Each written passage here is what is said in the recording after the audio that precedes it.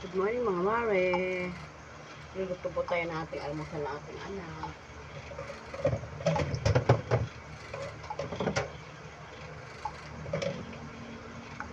Luto po ako ng almusal ng mga bata.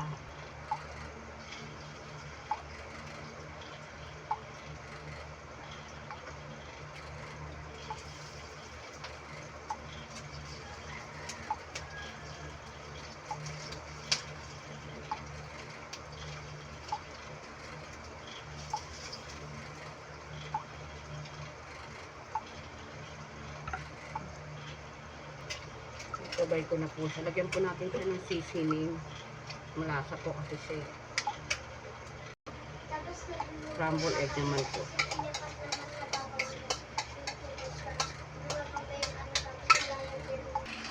Ito mga mare, ang almusal ng aking mga estudyante. Tsaka egg. Hindi na po ako nagsangag. Ininitin ko lang itong kanin. So,